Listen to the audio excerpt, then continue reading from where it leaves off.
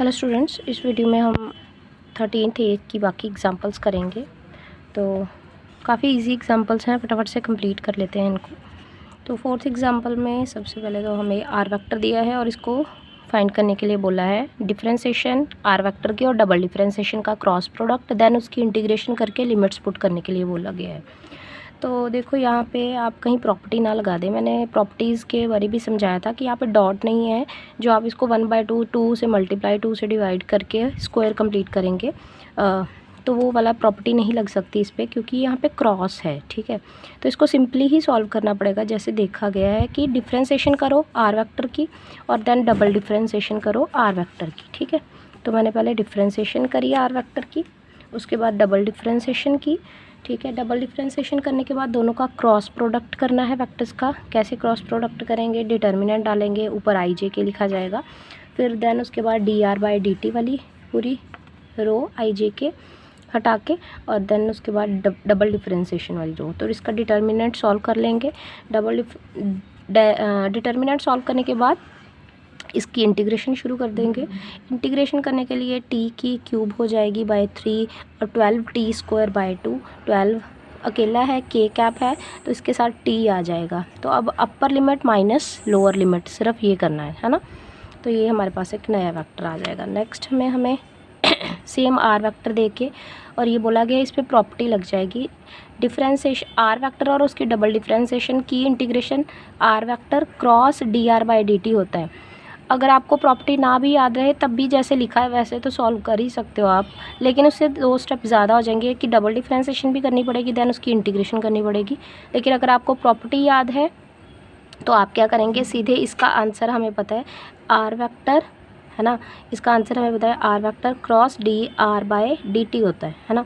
बस ये कैलकुलेट करना है, आर वेक्टर और डबल डिफ्रेंशिएशन की जगह सिंगल डिफ्रेंशिएशन करनी है और उन दोनों का क्रॉस करके अपर और लोअर लिमिट पुट कर देनी है बस, है ना। तो इंटीग्रेशन भी हो जाएगी बीच में ही और हमारा आंसर भी आ जाएगा। लेकिन अगर नहीं आपको प्रॉपर्टी याद रहती, फिर आप जैसे आपको याद रहे, जैसे जैसे बोला गया वैसे ही आप कैलकुलेट कर लेंगे। ठीक है, अब नेक्स्ट तो ये हमारे पास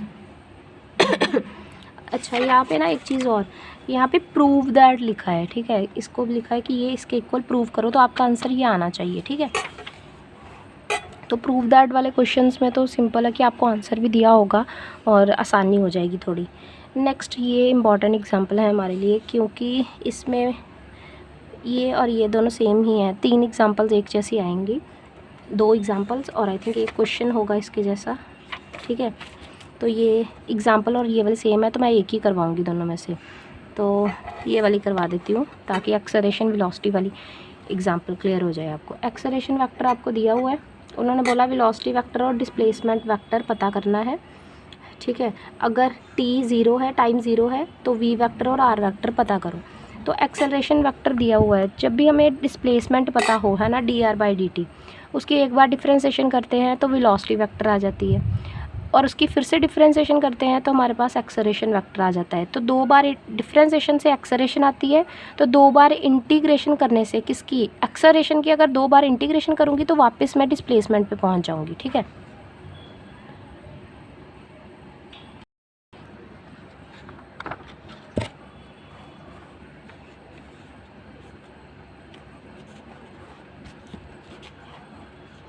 जैसे इसी क्वेश्चन में भी सेम ऐसा ही है।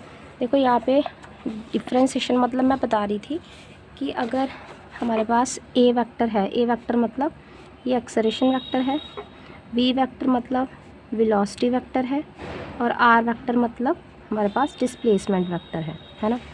तो डिस्प्लेसमेंट वेक्टर से अगर हमें वेलोसिटी वेक्टर निकालना है तो मुझे डिफ्रेंशिएशन करनी पड़ेगी एक बार, और फिर एक्सेलरेशन पे जाना है तो फिर मुझे डिफ्रेंशिएशन करनी पड़ेगी एक बार और। तो टोटल मिला के आर वेक्टर से ए वेक्टर तक जाना है तो मुझे 2 बार डिफ्रेंशिएशन करनी पड़ी, है ना। चेक कर लो। तो इसी तरह से अब ए वेक्टर है, मतलब एक्सेलरेशन वेक्टर अगर मुझे दिया हुआ है जैसे यहाँ क्वेश्चन में दिया है, उससे मुझे वापस आर वेक्टर तक आना है तो मुझे 2 बार इंटीग्रेशन करनी पड़ेगी। लेकिन इकट्ठी 2 बार इंटीग्रेशन नहीं करनी, एक बार इंटीग्रेशन करके इनिशियल कंडीशंस जो गिवन है उनको पुट किया जाएगा। ठीक है, सबसे पहले आर ए वेक्टर लिखा मैंने, जो कि d v by d t होता है, मतलब वेलोसिटी की डिफ्रेंसिएशन होती है, rate of change of velocity with respect to time. तो मैंने इंटीग्रेशन करी, इसकी वेलोसिटी आ गई, इसकी इंटीग्रेशन करेंगे तो वेलोसिटी वेक्टर आ जाएगा, प्लस साथ में कुछ कांस्टेंट वेक्टर भी आएगा क्योंकि इनडेफिनेट इंटेग्रल है, ठीक है ना, बिना लिमिट का इंटेग्रल है। तो इंटीग्रेशन करी 12 बाहर, cos 2 थीटा की sin 2 थीटा बाई 2 आ गया, माइनस जे कैप, साथ में ये साइन की अगेन cos, सी वेक्टर नया आया। अब इनिशियल कंडीशंस पुट करेंगे, देन दूसरी इसके बाद इंटीग्रेशन की जाएगी, ठीक है। हमने जो दूसरी इंटीग्रेशन करनी है वो इसके बाद करनी है, ठीक है। पहले इनिशियल कंडीशंस पुट करूँगी, मतलब टी की वैल्यू को 0 पुट करूँगी। तो उन्होंने बोला है वेलोसिटी और डिस्प्लेसमेंट आर 0, मतलब वी वेक्टर भी 0 है और आर वेक्टर भी 0 है जब टी की वैल्यू 0 है। तो मैंने टी की वैल्यू को 0 0 0 रख के वी को भी 0 रखा, तो सी वेक्टर की वैल्यू आ जाएगी, ठीक है।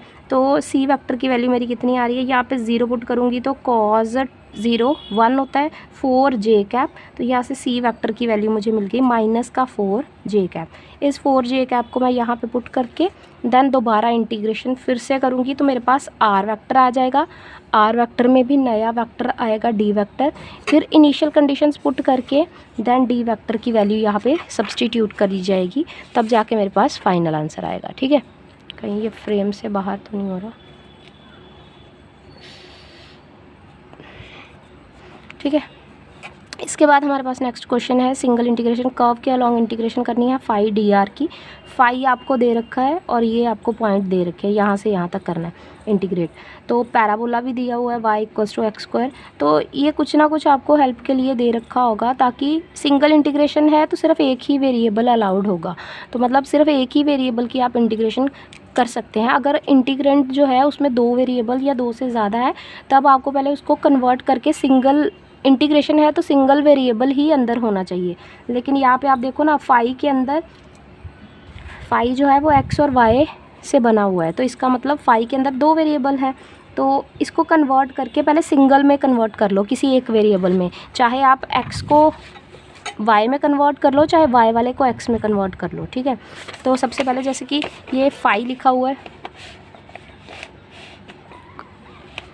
जैसे ये फाई लिखा है ना, x cube Y plus 2y, तो यहाँ पे और डी आर वैक्टर हमारा होता है D X I cap D Y J cap, ठीक है। और x आपको y की वैल्यू दे रखी है एक्स स्क्वायर, तो डी वाई हो जाएगा 2x डी एक्स, इसकी डिफ्रेंसिएशन कर दी, ठीक है। तो यहाँ से मुझे डी वाई की वैल्यू मिल गई, इसको उठा के यहाँ पे पुट कर दूँगी तो D R vector D X I cap plus 2x D X J cap, ये आ जाएगा हमारे पास, ठीक है ना। तो अब इंटीग्रेशन लिखी, फाई डी आर वेक्टर लिखा, ठीक है। तो फाई लिखा, फाई मतलब ये एक्स क्यूब, और वाई था, वाई की जगह मैंने एक्स स्क्वायर लिख दिया, और साथ में यहाँ पे 2y था, y की जगह फिर से मैंने एक्स स्क्वायर लिख दिया, ठीक है।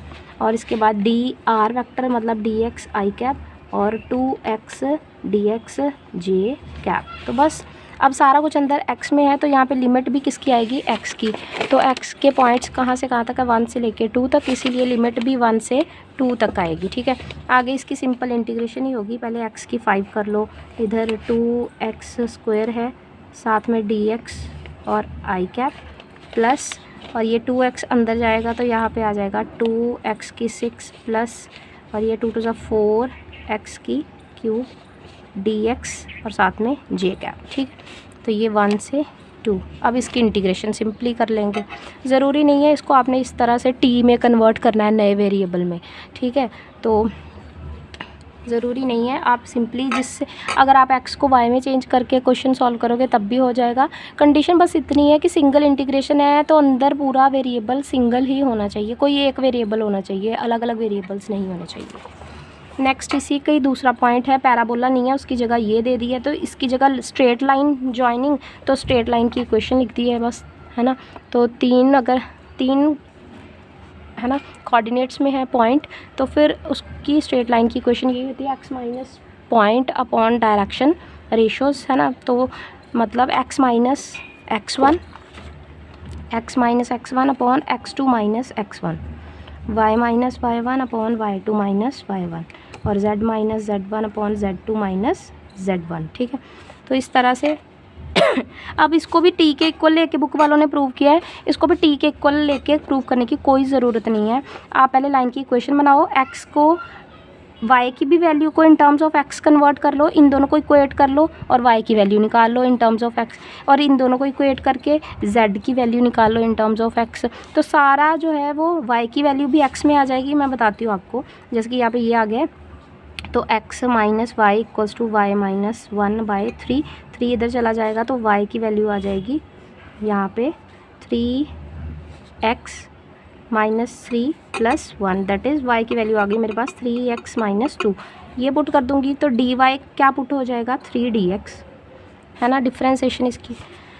तो इसी तरह से z को भी इसके साथ इक्वेट कर लूँगी तो 0, z की वैल्यू तो हो ही 0 गई तो dz भी 0 हो गया। ठीक है, तो यहाँ पे ज़रूरी नहीं है आप अपने टी में ही कन्वर्ट करके फिर सारा चेंज करके लिखना है, तो ये बहुत लेंथी हो जाएगा।